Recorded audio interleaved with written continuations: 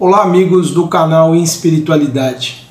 E hoje nós vamos tratar do nosso tema, a realeza de Jesus, justo na semana da coroação do rei Charles III, o príncipe Charles, filho da rainha Elizabeth, que foi agora há poucos dias, dia 6 de maio. Hoje está fazendo aí 5 dias da coroação dele.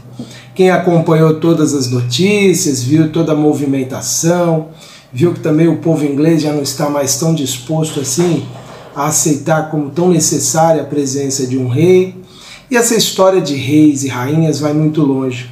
Já há muitos séculos as sociedades têm sido governadas por reis.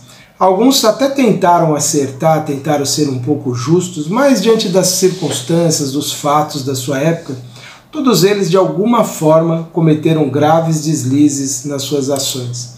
Eu não me recordo agora, também não tenho um conhecimento tão profundo da história desses reis todos que a humanidade já teve, se algum pode ter sido considerado realmente uma pessoa isenta de erros. Talvez tenhamos aí uma rainha, que é considerada inclusive uma santa por muitos cristãos, mas o fato é que nós vamos encontrar na história de todos esses personagens muitos enganos, muitos equívocos, porque todos eram seres humanos, falíveis, todos eram espíritos em evolução, todos eram pessoas que estavam ali temporariamente revestidos de um título de nobreza, ostentando um poder e que, com o tempo, naturalmente sairia do alcance deles. Isso nos mostra que as experiências humanas são sempre transitórias e que qualquer pretensão, qualquer ideia de superioridade que alguém possa ter, sempre vai esbarrar com os limites que as leis divinas estabelecem para todos nós. Por mais poderoso que um homem ou uma mulher possam pensar que são, em algum momento ele será defrontado pela sua fragilidade, pela sua imperfeição. Afinal de contas, a única força verdadeira é da nossa harmonia, sintonia perfeita com as leis divinas. E esse é um atributo apenas dos espíritos puros, porque todos nós nessa longa caminhada evolutiva que nós realizamos e que ainda está bem longe de terminar, se é que ela um dia terá fim, todos nós estaremos em algum momento em desarmonia, em desacordo com essas leis divinas, mais ou menos intensamente. Então sempre estaremos passíveis de mudanças, de transformações. Mas o nosso item de hoje, a realeza de Jesus, é uma abordagem que Kardec fez se Jesus, apesar de não ter um reino terreno, se ele não teria alguma condição especial que o destacaria diante das pessoas. E ele faz essa abordagem nesses termos, lá no item 4 desse capítulo 2 que nós estamos agora, trazendo as nossas reflexões aqui do ponto de vista. Ele começou dizendo assim, olha, o reino de Jesus não é deste mundo, isso todos compreendem, falamos disso no nosso programa passado. Mas sobre a terra ele não terá também uma realeza? Será que Kardec está pensando aqui do fato de muitos cristãos considerarem como Jesus descendente direto da linhagem do rei Davi, que foi um grande rei do povo judeu? Provavelmente não é disso que Kardec está falando. Aliás, ele não está de fato falando sobre isso, né? Ele vai abordar aqui a questão dessa realeza de Jesus sob um outro aspecto, não do poder temporal, não do poder do mundo, mas como sendo algo de destaque na sua figura, na sua pessoa. Ele coloca aqui assim, olha, o título de rei nem sempre exige o exercício do poder temporal. Ele é dado por consenso unânime aos que, por seu gênio, se colocam em primeiro lugar em alguma atividade, dominando o seu século e influindo sobre o progresso da humanidade. É nesse sentido que se diz o rei ou o príncipe dos filósofos, dos artistas, dos poetas, dos escritores e etc.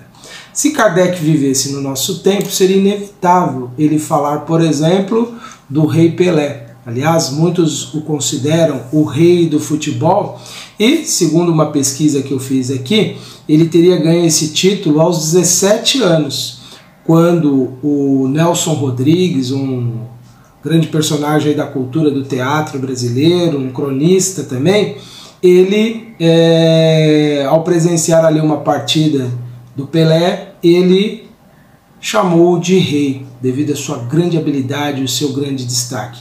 E isso se consolidaria com o tempo.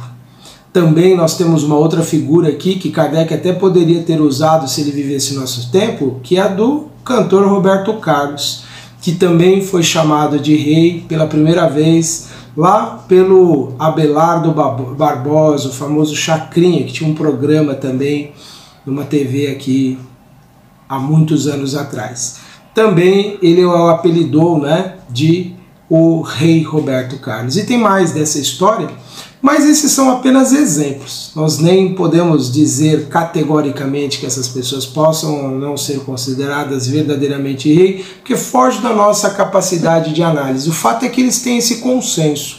Um grande número dessas pessoas, ou melhor dizendo, um grande número de pessoas consideram esses personagens que nós temos aqui no Brasil, essas figuras tão marcantes, consideram eles como rei. E é disso que Kardec está falando, de pessoas que se destacam de uma maneira tão grandiosa na sua arte, no seu ofício, na sua habilidade, que se tornam então como um símbolo daquele que lidera as pessoas que têm aquelas habilidades. O caso especial de Jesus, é óbvio que essa comparação que ele está falando é para destacar um aspecto importante de se atribuir essa ideia de um rei para alguém que ocupa uma determinada posição. Ele está dizendo que é do mérito pessoal. E isso, indiscutivelmente, nós vamos identificar na figura de Jesus. Se tem alguém que foi de forma absolutamente diferente das outras pessoas do seu tempo, é a figura de Jesus. É curioso que muitas pessoas buscam para destacar na figura de Jesus os seus méritos, o seu valor, exatamente as situações, os fenômenos miraculosos, fascinantes que ele produziu. Fenômenos que impressionavam as pessoas naquele tempo. Mas, obviamente, que esses fenômenos são bem explicados na doutrina espírita, mas para nós o que mais demonstra essa grande evidência de que Jesus era diferente no seu tempo e que possuía um mérito pessoal indiscutível, incomparável das outras pessoas, era a sua atitude, a sua ética, o seu caráter, a sua conduta. Basta nós lermos os inúmeros relatos do Evangelho e nós vamos constatar que a figura de Jesus é de uma pessoa bem diferente do seu tempo. Há um episódio que eu sempre cito, gosto muito de lembrar disso, porque mostra em muitos aspectos o quanto Jesus era diferente naquela época. Eu penso que só por esse episódio já mostra a sua grandeza, a sua excepcionalidade, de ser tão fora do comum no padrão humano. Uma sociedade extremamente machista, extremamente opressora da mulher, diante daquela que é acusada, né, de adultério. A lei mosaica previa que não só a mulher, mas o homem adúltero que tivesse adulterado com ela também fosse apedrejado, mas ele não estava lá. Mas esse é um detalhe da situação, né? Mas aí, diante ali daqueles que acusavam a mulher, Jesus lança o questionamento. Quem estiver sem nenhum pecado pode atirar a primeira pedra. É interessante que ele poderia ter feito isso. Ele põe uma condição para o apedrejamento que ele podia cumprir e aquelas pessoas nem perceberam. E ele, naquele momento ali, estava, na verdade, defrontando aquelas pessoas da sua hipocrisia, na sua incapacidade de entender, de compreender um ser humano ali apontado em erro. Ele estava ali, naquele momento, trazendo uma reflexão muito profunda que contrariava o que era o consenso na cabeça de todos os homens daquele tempo. Todos os judeus que seguissem a lei de Moisés teriam que praticar ali o apedrejamento naquele momento. Mas ele é contrário a isso. Então veja como ele rompe com esse padrão de comportamento, né? De justificar a morte de alguém alegando ali o adultério. Então isso mostra o quanto Jesus foi diferente das pessoas do seu tempo. E é nesse sentido, então, que nós vamos ver que a influência que ele tem sobre esse povo é grandiosa e que depois se estenderia sobre todos os povos da terra. Então, nesse sentido é que nós podemos considerar aqui que ele ostentava esse título de rei, não rei do sentido de poder temporal, mas daquele que é detentor de uma autoridade moral tamanha que todos deveriam se curvar diante dele e muito mais do que isso, seguir os seus preceitos, os seus ensinos. Kardec ainda prossegue dizendo assim, olha, essa realeza que nasce do mérito pessoal, consagrada pela posteridade, não tem muito mais vezes maior preponderância que a dos reis coroados? Quem serve dos reis que viveram de exemplos de virtude, de grandeza? Talvez bem poucos sirvam de exemplo de algum tipo de qualidade positiva humana, não vamos nem falar em virtude, mas aquele que representaria um modelo a ser seguido, nenhum deles, apenas Jesus. E ainda ele prossegue assim, ela é imperecível essa realeza que Jesus era portador, enquanto que a outra, que é a dos reis, depende das circunstâncias. Ela é sempre abençoada pelas gerações futuras, enquanto a outra é às vezes amaldiçoada. A memória de muitos reis é muito infeliz. Se formos pesquisar a história de alguns, de como eles agiram com o povo, não só o seu povo, mas outros povos que eles dominaram, nós vamos ver então que são figuras lamentáveis e que carregam sobre si a culpa das dores, dos sofrimentos de muitos que estiveram sob a sua ação. A realeza terrena acaba com a vida, mas a realeza moral continua a imperar, sobretudo depois da morte. Sob esse aspecto, Jesus não é um rei mais poderoso que muitos potentados, que muitos poderosos? Foi com razão, portanto, que ele disse a Pilatos, eu sou o rei, mas o meu reino não é deste mundo. Ele não estava falando apenas de um mundo espiritual, mas é um mundo de ideias, de condutas, de atitudes, de ação. E a propósito disso que Kardec escreveu aqui, né, dizendo que a realeza não acompanha a pessoa e que muitas vezes ela acaba sendo depois até execrada e às vezes até em vida, nós temos um relato que é a única instrução dos Espíritos que aparece nesse capítulo e que vamos aproveitar no nosso programa de hoje para falar sobre ela, que é uma realeza terrena. Foi uma comunicação dada no ano de 1863 e o espírito se identificou apenas como uma rainha de França. É bem provável que esse espírito tenha sido de Maria Antonieta, uma rainha que foi deposta e que foi depois guilhotinada, cortaram-lhe a cabeça, porque havia naquela época uma raiva, um ressentimento muito grande em relação a ela, devido à sua indiferença pela dor, pelo sofrimento do povo. E havia naturalmente as intrigas, né, que acabaram fazendo com que tudo isso acontecesse, sem necessariamente menosprezar aqui o sentimento de injustiça que as pessoas tiveram naquela época.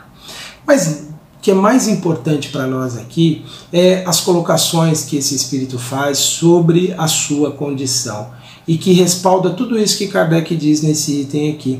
Mostra o quanto essa preocupação que as pessoas têm pelos títulos, né, pelas evidências, pelo poder que eles possam conferir, o quanto tudo isso é ilusório e transitório na experiência do espírito em evolução, ou seja, na existência humana.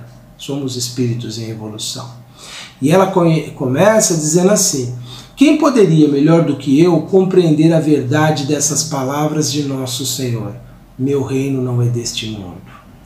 O orgulho me perdeu sobre a terra. Quem, pois, compreenderia o nada dos reinos do mundo se eu não o compreendesse? O que foi que eu levei comigo da minha realeza terrena? Nada, absolutamente nada. E como para tornar a lição mais terrível, ela nem me acompanhou sequer ao túmulo. Então, essa situação é muito provável que seja Maria Antonieta, embora existam algumas outras, acho que mais uma ou duas rainhas francesas, que não terminaram o seu reinado, né? Porque por algum fator elas acabaram não sendo ali, não tiveram com a morte o término do seu reinado. Aliás, elas nunca reinaram, né? Porque na França nenhuma mulher chegou a deter realmente poder como herança por ser filha de um rei, diferente do que aconteceu na Inglaterra com a rainha Elizabeth. Mas olha, ela ressalta isso, que a realeza ou qualquer outro título que nós tivermos não irá nos acompanhar depois da vida. E alguém que estivesse nos ouvindo, que esteja aí nos acompanhando, vai pensar, mas a gente nem vai ter problema com isso, porque nós não somos nobres, não somos reis nem rainhas, então isso não nos diz respeito. Mas o que ela coloca aqui é que nenhuma condição terrena para o espírito ao desencarnar lhe será dado em conta. Por exemplo, eu posso ostentar 1000 títulos acadêmicos, conquistados com suor, com trabalho, mas no mundo espiritual eu não serei conhecido por ser doutor, mestre ou qualquer outro título que eu ostentar. Nem a minha posição, se eu fui pertencente a esse grupo ou aquele, absolutamente nada disso que de alguma forma aqui no mundo nos ajuda a nos diferenciar, que nos ajuda a ter algum tipo de favorecimento em função das posições que a gente ocupa, absolutamente nada disso se reflete no mundo espiritual.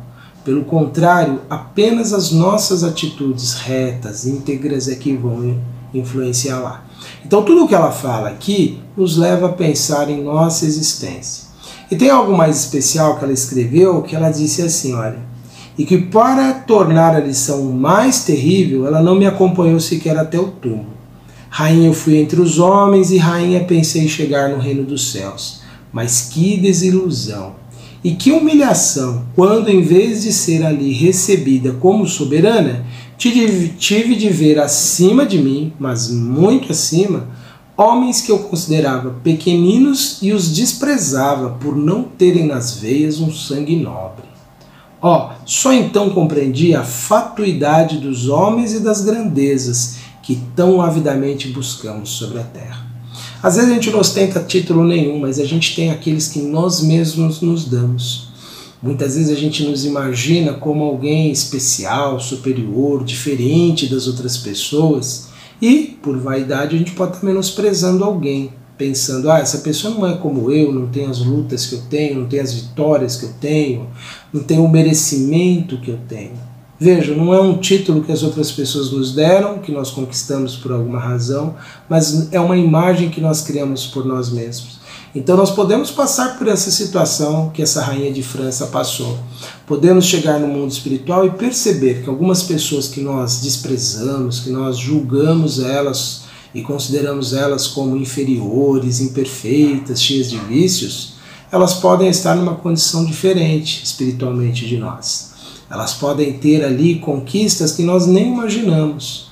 Podem ser espíritos que já venceram tantas lutas evolutivas, superaram tantos obstáculos, que eles já não estão mais numa situação de sofredores. Enquanto nós que temos um conceito tão desenvolvido sobre nós mesmos, temos uma ideia fantasiosa sobre o nosso ser, sobre o nosso merecimento, poderemos estar lá numa situação como ela esteve. E ela continua assim, olha, para preparar um lugar nesse reino são necessárias a abnegação, humildade, caridade, benevolência para com todos. Essas são então as virtudes essenciais para aquele que quer chegar no mundo espiritual e se sentir ali com alguma possibilidade de ter algum privilégio, algum favorecimento. Isso é tão interessante que a pessoa nem vai se reconhecer como merecedora se ela já desenvolveu essas virtudes. Abnegação, humildade, caridade, benevolência para com todos. Então é isso que é o diferencial para todos que pretendem ter uma vida no mundo espiritual melhor. Enquanto a gente cultivar essas ideias tão pequenas, tão ainda limitantes, né, de que a gente é melhor do que as outras pessoas, de que a gente tem maior merecimento do que outras pessoas têm, de que a nossa virtude é maior do que a outra pessoa, enquanto nós estivermos vivendo assim, nós estamos dentro dessa ilusão.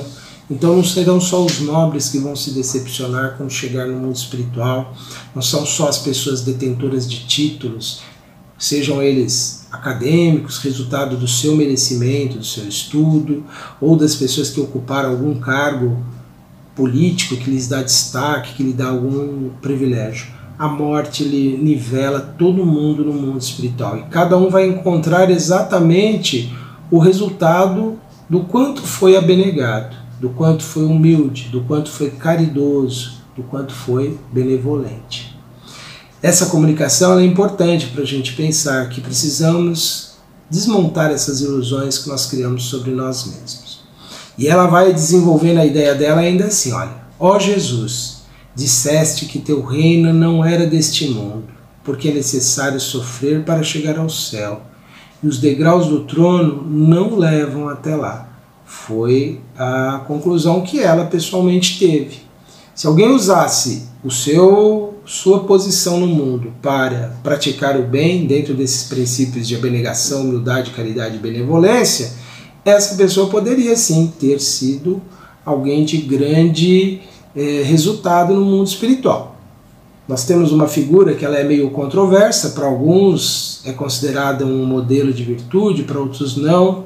O maior número de dados que nós temos sobre ele é positivo, sobre uma pessoa que exerceu o poder com uma forma mais honesta, mais íntegra, embora também não tenha sido alguém, vamos dizer, completamente isento de falhas, né? Mas é a figura de Dom Pedro II. E ele provavelmente é um espírito que, tendo ocupado a posição de um imperador de um grande país, deve ter os seus merecimentos, porque ele foi alguém que em alguns momentos demonstrou essas virtudes. Embora ele também possa ser contado ali na sua ação, em algum momento, alguma fraqueza, sobretudo no que diz respeito à ação do nosso país em relação à guerra com o Paraguai.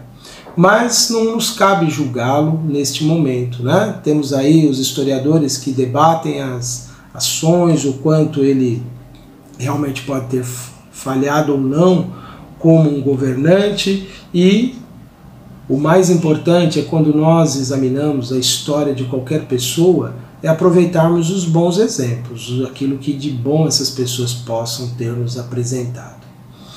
Bom, aí ela prossegue aqui, voltando àquilo que a Rainha de França escreveu, dizendo isso, né? De que são os caminhos mais penosos da vida os que conduzem a ele, ao reino dos céus. Procurai, pois, o caminho através de espinhos e abrolhos, e não por entre flores. Para nós aqui na Terra, ouvir isso, né, procurar as dificuldades é melhor do que procurar facilidades, pode soar muito estranho. Mas o que os Espíritos incansavelmente nos dizem é que, se uma facilidade que nós vamos buscar está nos comprometendo a nossa virtude, a nossa ética, os nossos valores, é melhor não ter essas facilidades. E se as dificuldades, os impedimentos, nos desenvolvem as virtudes, então é melhor escolher esses empecilhos, essas dificuldades. Porque, óbvio, o que é preferível? Vencermos segundo o mundo e termos a nossa vida espiritual comprometida, ou passarmos pelo mundo em meio a lutas, desafios, e termos a nossa vida no mundo espiritual melhor? É óbvio que é muito melhor conquistarmos desde já essa condição melhor no mundo espiritual. É por isso que os Espíritos, assim como a Rainha de França aqui, nos fala sobre isso. De, ao invés de buscar o caminho de flores, buscar o caminho de espinhos e abrolhos. Ou seja, é melhor você enfrentar as dificuldades sendo íntegro, honesto, correto, do que você fugir, por exemplo, dos deveres, procurando uma vida fácil e atraindo para você apenas o quê? O adiamento da felicidade futura. E ela prossegue dizendo assim, olha, os homens correm atrás dos bens terrenos como se os pudessem guardar para sempre. Mas aqui não há ilusões, e logo eles se apercebem do que conquistaram apenas sombras, desprezando os únicos bens sólidos e duráveis, os únicos que lhes podem abrir as portas dessa morada. Tende piedade dos que não ganharam o reino dos céus. Ajudai-os com as vossas preces, porque a prece aproxima o homem do Altíssimo. É o traço de união entre o céu e a terra, não o esqueçais. E ela conclui então assim a sua explicação, né, do quanto ela se decepcionou no mundo espiritual, do quanto buscar, né, desesperadamente reter, guardar, esbanjar, usufruir, sem produzir o bem, pode ser nocivo ao homem. É por isso que quando nós vemos, né, toda essa movimentação das pessoas em torno, né, da coroação de um rei, ou das homenagens, dos destaques que se faz a algumas figuras públicas, né, de uma exaltação às vezes assim exagerada, fora de nenhum critério, com apenas ali uma exaltação de virtudes que muitas vezes as pessoas nem possuíam, né? Nós vemos o quanto o mundo ele pode ser ilusório para o espírito, o quanto nós podemos acreditar, né, que são essas aparências, esse festejar, essa exaltação toda possa ser considerada positiva. Nós vemos que muitos perdem muito tempo da sua existência correndo atrás de situações e se comprometendo à busca, né, de uma evidência que elas não são realmente importantes para o espírito em evolução. Por isso que nós devemos estar sempre atentos, né, o quanto temos buscado na vida o que realmente é importante nela, o que realmente é significativo para o nosso bem-estar espiritual. Porque todas as coisas materiais, tudo que nós podemos usufruir no mundo, pode ser bom, mas deve estar sempre submetido aos interesses maiores do espírito em evolução.